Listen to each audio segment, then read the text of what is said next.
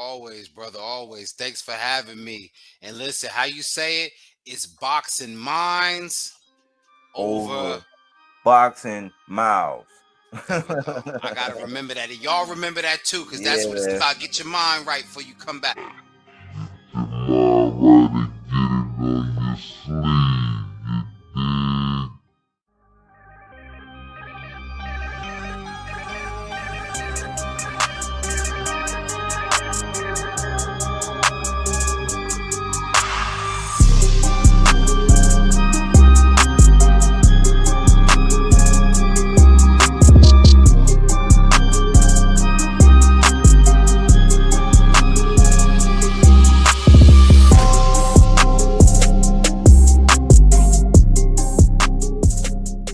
Man. And Yeah. so once Canelo left, it's like your name, his name value carries more value than any of the names he's been trying to build. Now, see, here's the cool thing about Golden Boy. And again, it's like Diddy, because it's like, who the fuck is still signing a bad boy? But if you are super business savvy and willing to bet on yourself, you'll be just fine. Because if you take nothing from him, by the time you build yourself up, he's not even going to be able to afford to pay you to keep you. So you gotta leave. Well, let me ask you this. Uh-huh. We gotta do some more body work. Because he had a young man named Speedy Rashidi Ellis. Mm-hmm. And for years, people were saying what happened. And he had Alexis Rojas, but it looks like he kind of changed his model a little bit to cater to a certain demographic. Yeah. I mean, what can you say about that? Because how did Speedy Rashidi get set up on the shelf? He had history with sparring with Canelo out there in San Diego. He was known as having some of the fastest hands. Everybody say that he has superb skill.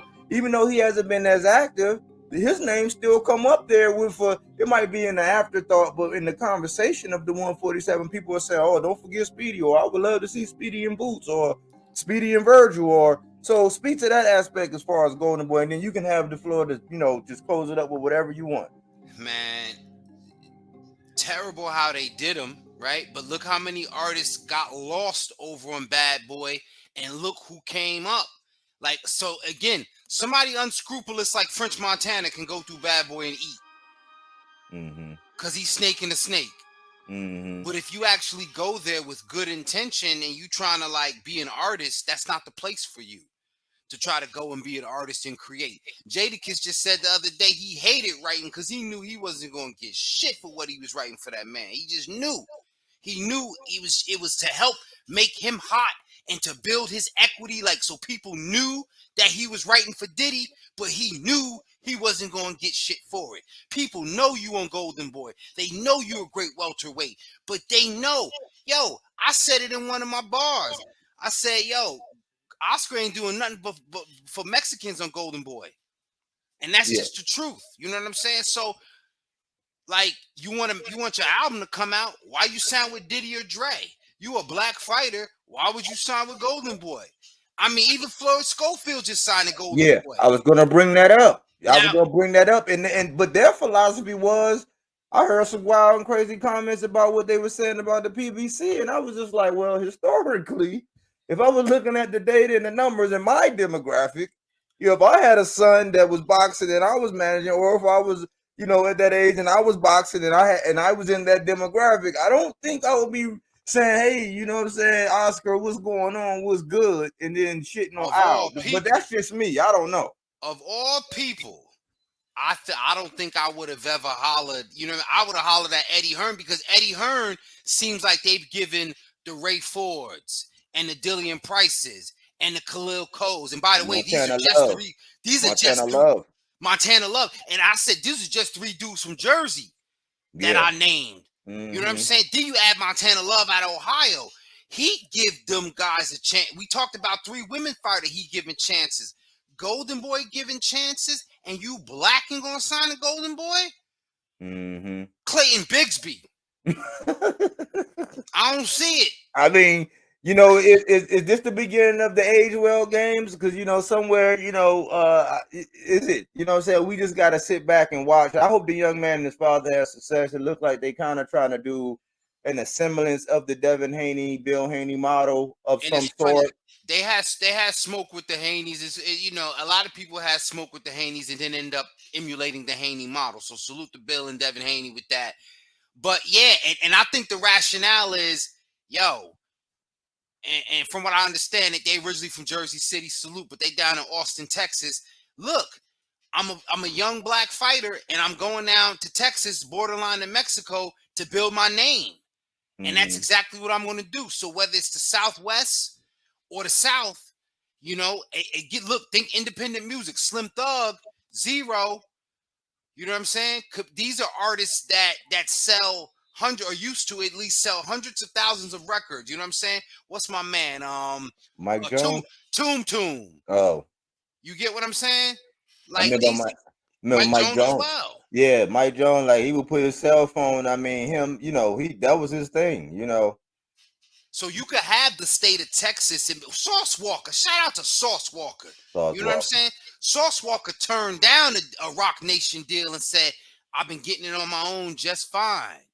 And so again, if boxing get back to that point, cool. I don't think you're gonna get there through Golden Boy though. You Yeah, may Pin get, Game Flame. yeah, I was gonna say Pin Game Flame on that Sauce Walker, man. I know he's a vicious ghostwriter, man. yeah, man. Vicious, man, a legend, man. Big fan of a walk right there, man. Yeah, I didn't know if you had anything that you wanted to close out with. Yeah, man. I just want to kind of round it out by saying, this is one of them episodes, we're going to come back to it, but I want you guys to just break it down in pieces. And remember, think of your favorite fighter and think of your favorite artist and think about the challenge your favorite artist has to put out music and think of the challenge your favorite fighter has to produce and get the best fights that they want. And you'll say to yourself, is my favorite fighter on PBC? Like he on Def Jam, he got to make himself hot. You know what I'm saying? Unless he 2 Chainz or one of the legacy acts, how do you even know who's on Def Jam? Oh, I'm sorry. Justin Bieber's on Def Jam. Could you even tell? Did you even know the difference? Yeah. Because you just gotta be hot. There's no more, getting by or being invested in unless you're in the right place. You gotta be something to look at to get Top Rank invested in you. And it better be a long-term thing because they might not want to let you go. They might want to lock you into that deal. But suppose you rock out with Eddie Hearn and you don't understand because he's European, but hey, remember the contributions the Europeans, my UK brothers and sisters, have been making for so long, even before the drill music. Karen Wheeler and Soul to Soul, Loose Ends. You get what I'm saying? Mm-hmm. These are R&B acts that are from the UK. So please don't be afraid of what Eddie Hearn has to offer with his model of promotions. Take that chance. You may get right. I hope he pick up some of my favorite fighters. I swear I wish he would have picked up Shadeja. You know what I'm saying? Yeah, he was gonna get hurt, man. He was Because she gonna was with he Golden could. Boy for a minute. Yeah, he could turn her into a global star, because he's definitely gonna build her right. She ain't gonna worry about whether or not she can eat, because money, hey, he got that bread. Like somehow he can cut that check. But in closing for me, I'm just looking at a guy like Tank. You know what I'm saying? I talk about him a lot. I haven't been doing a lot of videos about him. That's one of my guys. That's one of my diehard guys that I always rock for. And I always like look at his dilemma and the position that he's in, under Floyd. And Floyd has actually Floyd and TMT, they have actually got him to a meteoric level. And I look at it because I'm out here in Baltimore. I was just watching The Wire that had a character that was based on Coach Calvin. And I see what he do on live and when he's working with the children. I go check in and I watch it, but I'm looking at Tank and I'm like, man, he got you up there. He got you on the big bright lights. I'm sure your pocket's not hurting, but he's at a dilemma to where he's not getting those names. And he has to cater to, like you said, he has to cater to the demand of his fans. He has to cater to the pessimists or the haters or whatever you want to call them. That's never, some people never please, but he has to cater to all that, and he has to make these decisions.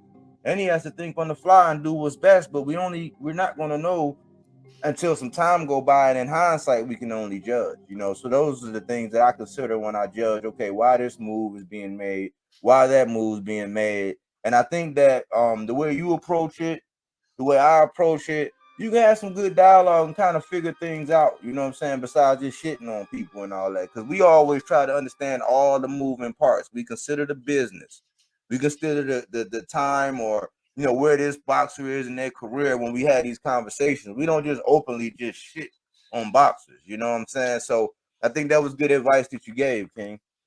Yeah, man, and just to touch on the idea of Tank, Tank is one of this era's greats, no matter what you think about him. So think NBA YoungBoy, and I'd like to specifically think Kodak Black. I've recently become a fan of Kodak Black because before, when I was misreading him by the nonsense and saying, he out in the streets, he's a knucklehead, man, I done fucking heard Kodak rapidy rap, as they say. Kodak can rapidy rap. He's a student of hip hop. The boy is fucking mean. Mean. Let me throw in two other names that's in that same category, right?